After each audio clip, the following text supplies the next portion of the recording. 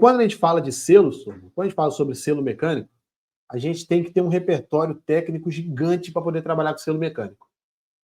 Por quê? Vamos lá, vamos entender esse selo mecânico aqui. Vocês estão vendo o selo mecânico girando aí, turma? Tá aparecendo na tela para vocês aí, na minha tela tá aparecendo aqui. Bacana, o pessoal tá vendo, excelente. O que a gente tem aqui, turma? Isso aqui é um selo mecânico, mas quando a gente olha para esse selo mecânico aqui, a gente encontra um rolamento no selo mecânico, um retentor no selo mecânico, ok? Temos aqui anéis ou ringue, mola, dentro de um selo mecânico. O normal é a gente ver o selo mecânico desse jeito aqui, ó.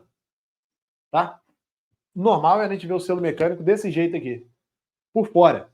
Mas olha como que um selo mecânico pode ser complexo por dentro, turma. Por que a gente gosta de usar o 3D durante as aulas, galera? Por quê? Para que vocês possam ver os detalhes internos, até se aproximar dos detalhes, para entender como que esse equipamento funciona. Vamos lá. A gente tem aqui anéis ou ringues no selo mecânico. Todo material que ele for de borracha, vamos chamar assim, de uma forma mais simples, tá? Beleza? Todo material que ele for de borracha, né, que ele for um elastômero, ok? Ele precisa ter compatibilidade química com o fluido que está sendo bombeado. Então pensa comigo, a gente conhece, muitas vezes a gente só conhece o selo mecânico dessa forma. Aí a gente enxerga o quê? Só as dimensões externas do selo mecânico. Aí chega um selo mecânico para a gente montar na máquina, a gente confere as dimensões, confere a pressão de trabalho, beleza, atende, tudo bem. Mas quando a gente começa a entender, dos componentes internos do selo mecânico, quando a gente começa a entender dos componentes internos do selo mecânico, a gente aprende que selo mecânico não é apenas pela dimensão externa. Você precisa instalar um selo mecânico que ele seja compatível quimicamente com o fluido que vai ser bombeado. Se você utiliza um O-ring, que ele tem que trabalhar com um fluido de pH 9, 10, 11, o pH do fluido, e você instala um selo mecânico que tem O-ring, que suporta um pH de 4, quando você montar o selo mecânico, esse selo mecânico vai dar problema. O que vai acontecer? Vai todo mundo lembrar de quem montou o selo. Ah, o cara montou o selo tá errado, o cara montou o selo errado, caramba, deu problema, estourou o selo, tem que parar o processo, tem que parar a bomba, entende? Quando você começa a entender todos os componentes internos que você pode encontrar no selo mecânico, possíveis erros, possíveis falhas de montagem, você não vai deixar acontecer na sua rotina. Esse aqui é um exemplo de selo mecânico. Um exemplo. Vamos ver um outro exemplo aqui também. A gente está falando de componentes de uma bomba centrífuga ainda, hein, turma? Só estamos falando de componentes de uma bomba centrífuga ainda. Tá bom? Ó, o Wendel comentou aqui, ó, muito completa a aula. Então chama a turma aí, convida mais duas pessoas aí, Wendel. Convida 2 aí para participar da aula com a gente também. Ó, muito completa a aula. E é gratuito, turma. Conteúdo gratuito que estamos passando para vocês aqui, tá? Conteúdo gratuito.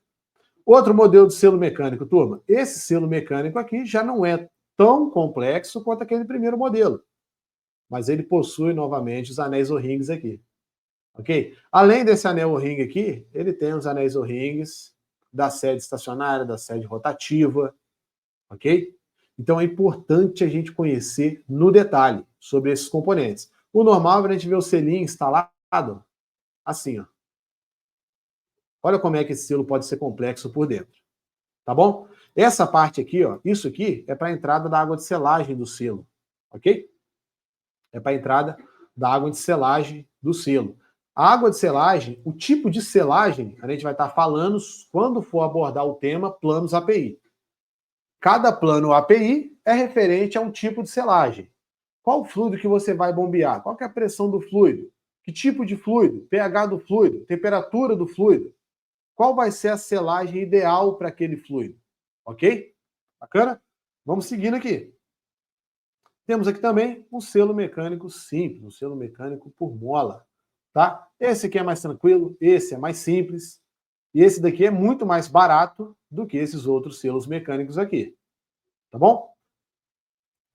Outro exemplo de selo mecânico, outro exemplo, esse aqui já é um pouquinho mais robusto, extremamente eficiente, tá? Alguns chamam esse selo aqui de selo cartucho, outros chamam esse selo aqui de dupla vedação por mola, vai depender da região que você está. Vocês vão perceber isso, tá? Vocês vão perceber isso daí. Vocês vão perceber isso. Bacana? Tá bom? Aqui eles têm, turma, um conjunto gacheta montado. Então, o que nós vamos encontrar aqui, pessoal? A gente tem aqui ó, o prêmio gacheta, temos aqui o anel cadeado ou o anel lanterna, né? Que a gente mostrou ali no início, ok? E temos as duas gachetas aqui.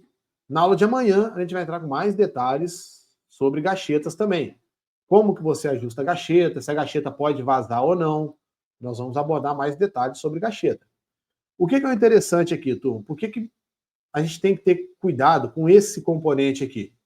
Esse componente aqui, turma, ele vai fazer a blindagem, a equalização de pressão, se é que a gente pode chamar assim, do fluido que está sendo processado dentro da sua bomba com a água de selagem, para evitar que a pressão interna da sua bomba expulse as gachetas e expulse o fluido, ok? Então ele funciona como uma blindagem para o seu sistema.